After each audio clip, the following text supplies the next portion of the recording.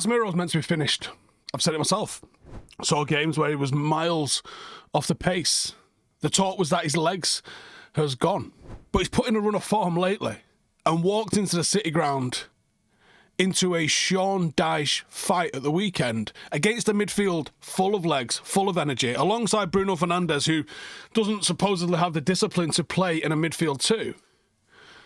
And he dominated. He scored.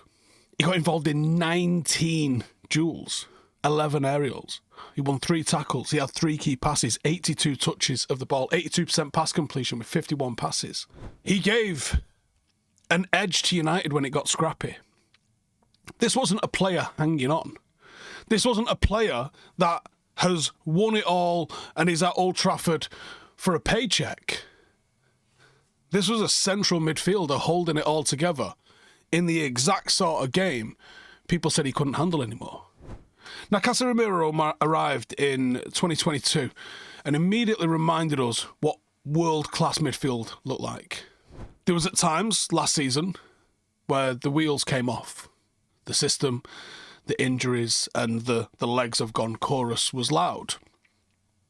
He had a couple of run-outs at centre-half. Less successfully. Under Rúben Amorim, in the last few weeks, the script has been flipped. He isn't the high-press sprinter, all-action, cover every blade of grass midfielder that he was in 2017. And we don't need him to be. We need him to be the resting anchor who reads it, wins it, and moves us up the pitch. It's not a role change as much as it is a reassignment. It's not romance. He's not in the team for vibes. He's in there on merit. Why Nottingham Forest mattered as a test?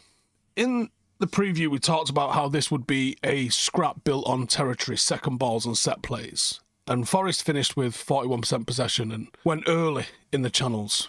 The sort of thing that, when balls are going in behind wing-backs, is going to drag you midfield side to side. Certainly the sort of exam that would expose an ageing number 6. So in that context, Casemiro faced one of the harshest tests he could have faced. A direct, transitional end-to-end game against a midfield full of legs, form, energy, and he aced it. He was dominant in the air. Those first contacts stopped our box turning into a mosh pit. The duels, 19 total with 10 wins, 3 tackles won. It wasn't about pretty shape. It was about not letting them stack phases on top of us. The edge at set plays. He delivers the opener from a corner, and he kept occupying their best headers in both boxes. He was a threat when we had it, and he was safety when they did. And then he managed the game. 82 touches, 51 passes out of 62, 82%, 3 key passes, 6 long balls. He kept the territory, he kept switching it, he kept United moving. And United had more of the ball, more shots on target, and we made Forest live off moments. This was a game where lots of us went, we might get overrun in midfield here. But we didn't, because Casemiro held the line for us. What has Amorim changed? Because at the start of the season, he was one of the culprits that looked miles off the pace. But Amorim's changed some stuff, and the change is really suiting Casemiro. This resurgence isn't nostalgia. I think it's clarity in his job.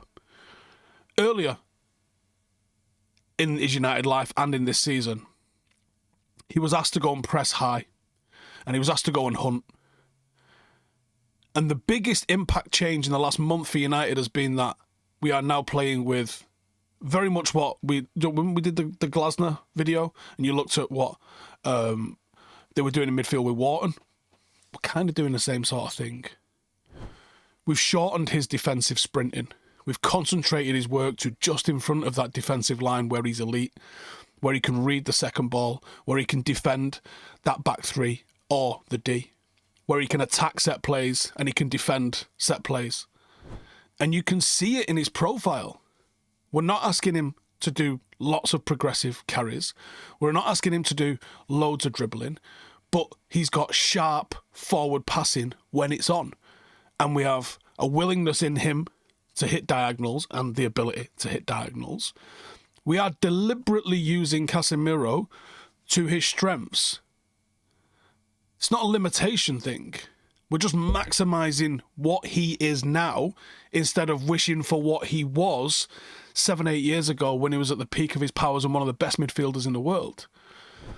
And against Forest, that looked like don't chase the shadows, own the first contact, and then give the ball to Bruno or the wing-backs and let's get forward.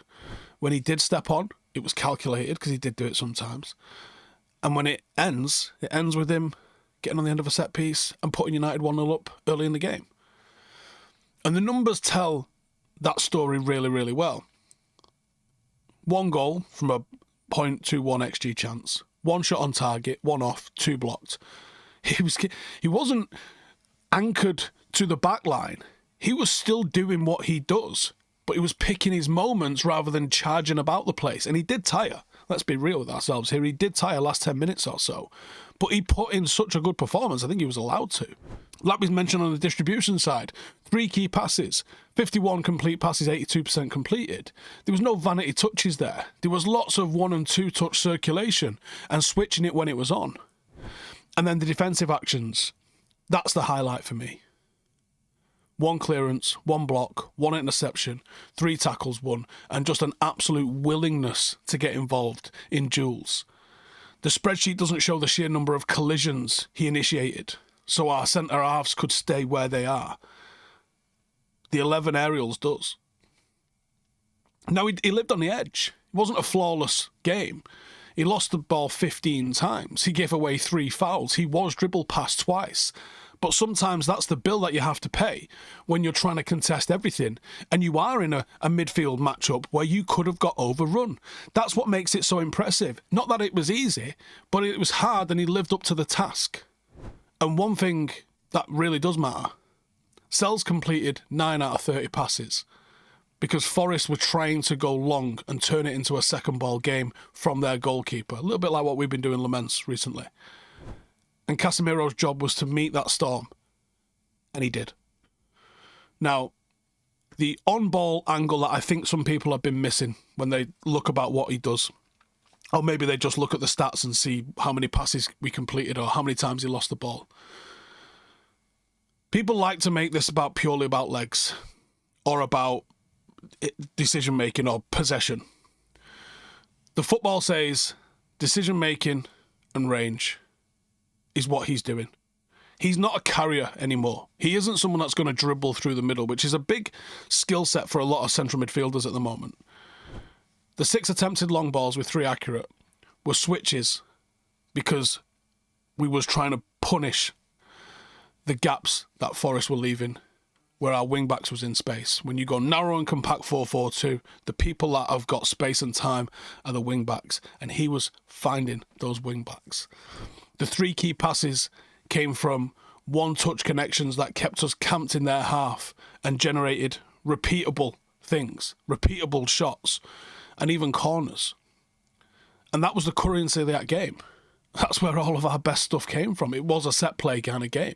That was intelligence. And that's what he's bringing to the team right now. This feels almost like a throwback to his first season. When his first season shouldn't have worked. Casemiro and Eriksen, on paper as a 2, should have been far too attacking, far too old. But it worked. And right now, in this little run of games at least, it is working. Now, this version of Casemiro absolutely still has red flags. He is a walking yellow card. You know, he has to be managed. He's not going to be just someone that turns up and delivers a 10 out of 10 every single week.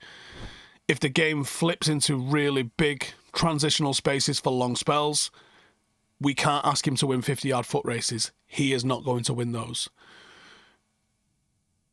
You have to limit his exposure with the back free spacing. We have to make sure that Bruno is tucking in earlier, or one of the wing-backs is helping to cover, especially after what we saw with those back post equalisers. We have to make sure that we're winning the second balls in the centre of the pitch. if it's a real big transition and they're putting crosses into our box on 2 or 3 touches from being in their own box, we have to have other people who can manage that, not Casemiro.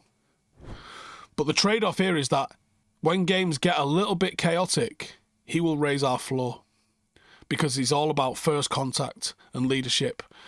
And we do not have anybody in the team in either box that is as good from set plays as Casemiro. It's freakishly good. That's something that we're going to have to figure out how we replace, and I don't know how we do that at the moment, because at the top of my head, there's no one in world football that I think that's gettable for United, that fits a position we need, that could do that. Now, I would say this time next year, Casemiro probably won't be a Manchester United player. Probably. I'm talking 80% chance. I think there's a 100% chance he's not a Manchester United player in 2 years. But performances like Forest tell me that there's still absolutely short-term value if you keep his role tight and his minutes to important ones, especially when it's these Premier League dust-ups like this. We've got a 2-track kind of job here. One, we've got to win now. Ride this version of Casemiro into the games that suit him. Give him a low carry burden, high contact, high territory, high impact, because he can help turn chaos into a level of control and build the next. Identify that next duel-winning second ball, 6 or 8, that can play in the same footprint and take that shirt off him. And whether that means identify and get the deal done in January and keep them on loan where they are, or bring them in January, or wait till the summer, whatever it is, just make sure we know where that's going to be. Because it was a need in the summer. It's an absolute necessity in either January or in the summer coming. But I think we've answered the question. Have his legs gone? No. Not on 1 game a week, and not with the role that we're asking him to do. The legs have changed. The role has changed. But the level has just gone straight back up.